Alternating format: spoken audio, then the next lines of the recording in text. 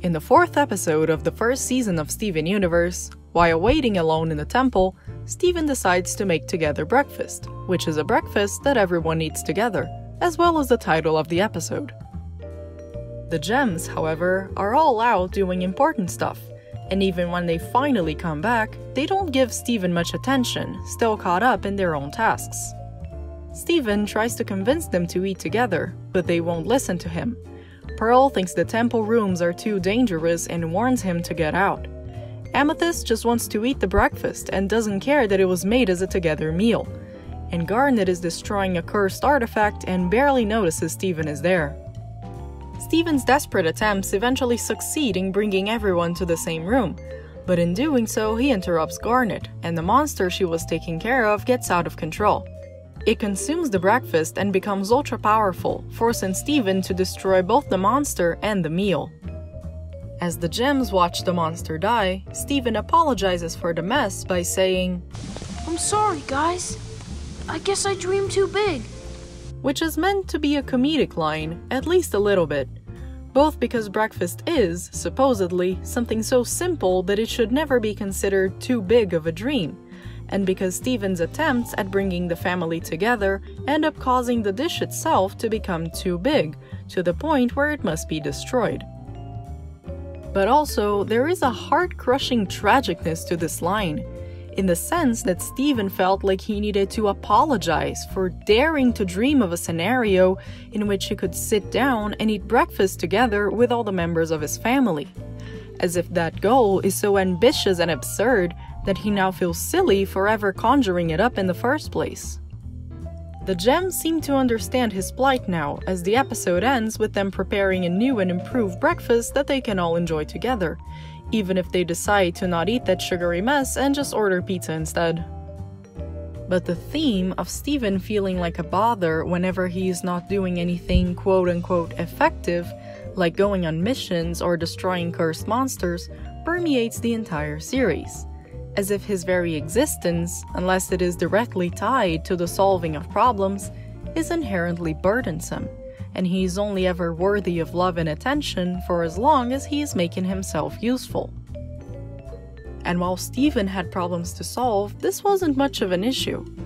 But what can a boy do now that he's established peace across the universe, and every other problem seems to be solving itself? But if there's nothing to work out... I want to talk about Steven Universe.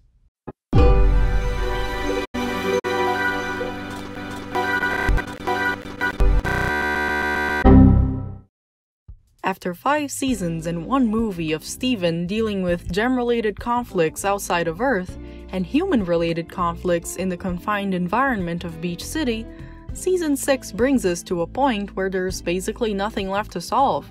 At least, not in the same level as in the earlier adventures. Steven is older, wiser, and stronger than ever, working on making the Earth a safe place for both gems and humans. His message of peace and understanding continues to be reinforced by the school he set up, teaching gems how to live without the hierarchy of the diamonds. He's accepted that some old enemies will never see things the way he does, while also managing to change the minds of other antagonists. The rest of the Crystal Gems recognize how much he has grown and couldn't be prouder of the boy they have raised. Everything seems absolutely picture perfect. The cracks, however, start to show more and more as the series progresses. Despite preaching a message of how wonderful it is to choose one's own path, from the very first episode of the new series, Steven has had troubles accepting the path that Jasper chose for herself, just because she doesn't want to join human society, or of the new jobs chosen by the old Diamond employees, since they're too similar to what they used to do in Homeworld. Steven seems so worried about making everything perfect that he tends to see problems where there are none. Jasper is happier fighting, and the other gems are happy at their jobs too. Despite valuing change and independence, he still struggles with granting others the freedom to make their own choices, if they don't correspond to what he wants from them. In other cases, Steven is also shown to be so determined to live in a problem-free version of the future that he puts his own feelings aside in favor of the happiness of others, like humoring the other rose quartzes despite how uncomfortable they make him, or overbooking his schedule in order to help both Pearl and Garnet at the same time. He believes that the only way of solving those issues is through great personal sacrifice, or the wonderful life he's worked so hard to build might be compromised.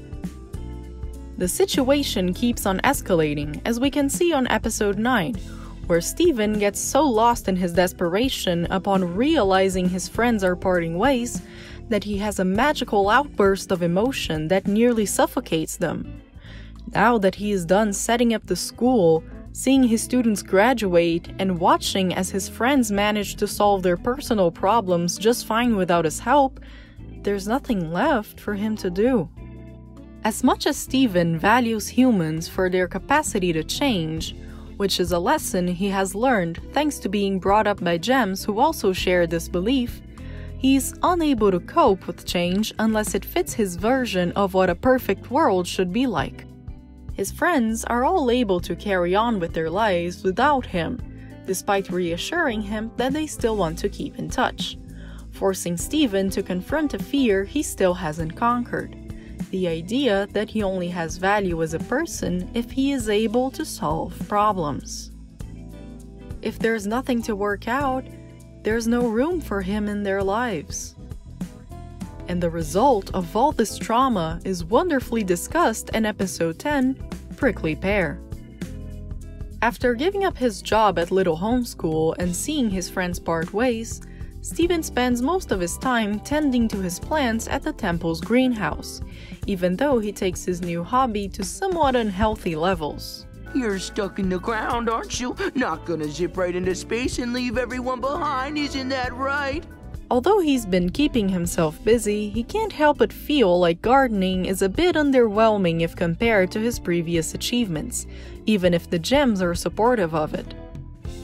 This seems to change after he accidentally gets some of his magical spit on a cactus, causing it to become animated and start copying his every move, which is cool, until it starts repeating Steven's venting to the gems, exposing his private thoughts.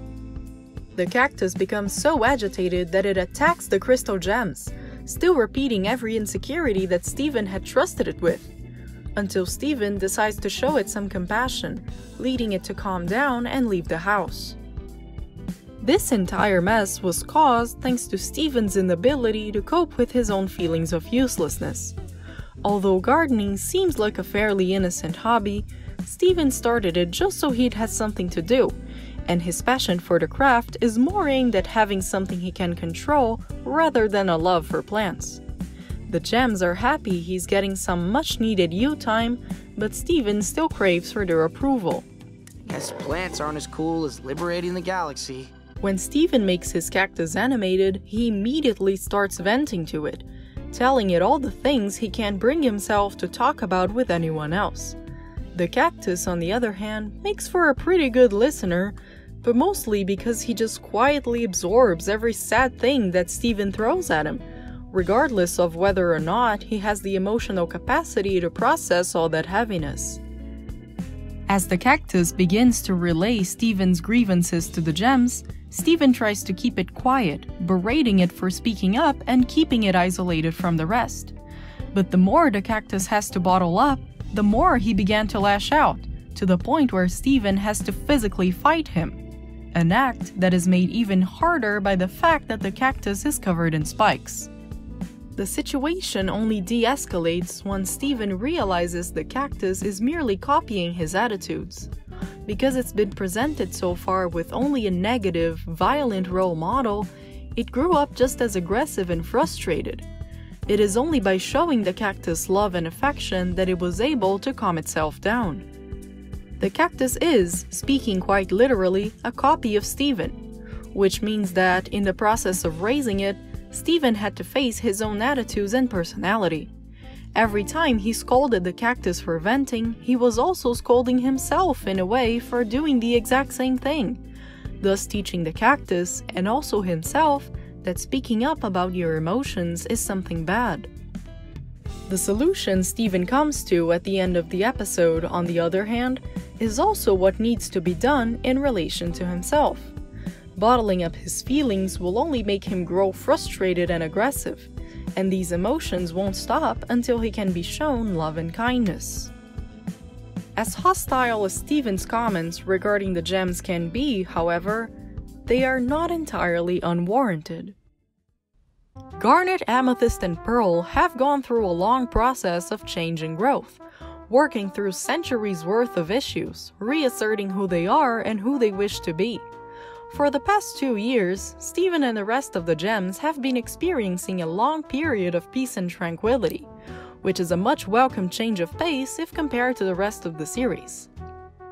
But when we look back at their journey, we realize how much they've had to suffer in order to get to where they are now, including how much Steven was shaped by the experiences they shared and the way in which he was raised.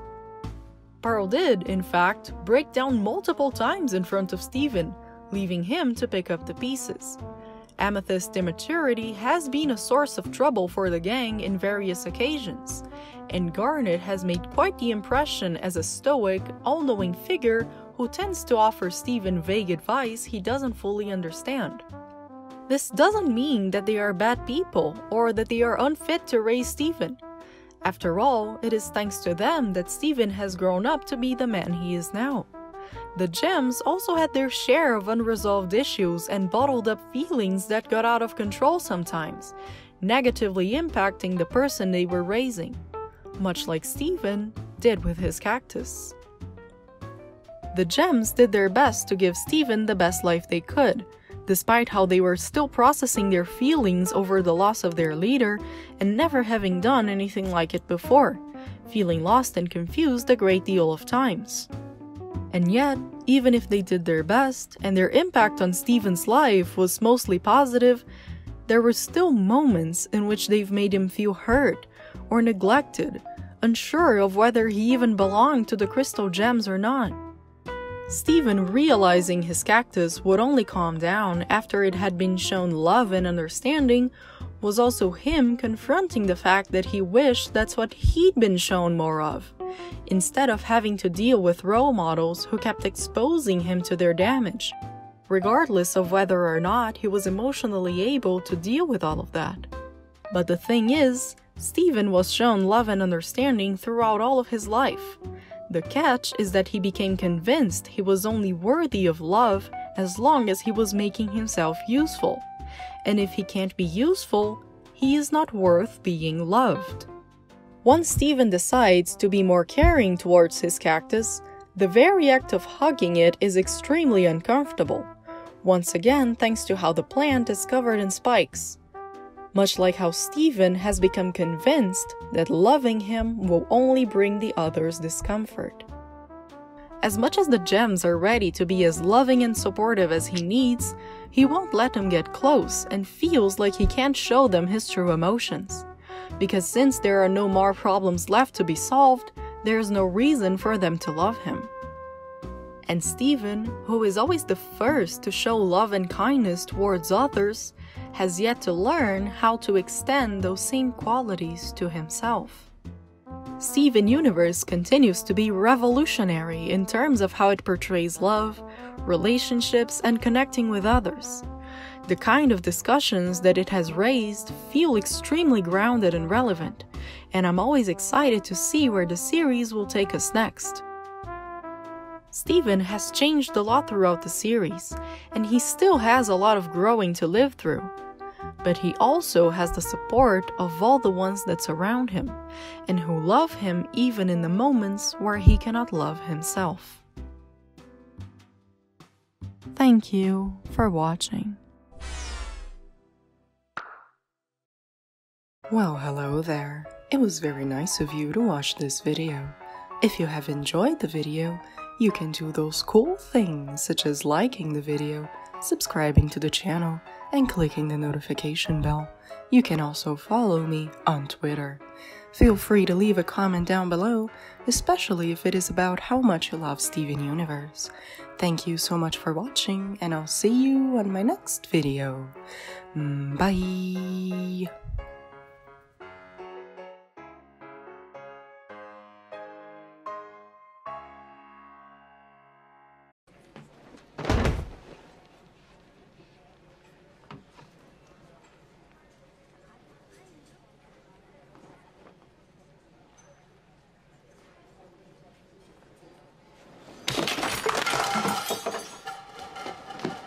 Show's gonna last 3 weeks! 6 seasons and a movie!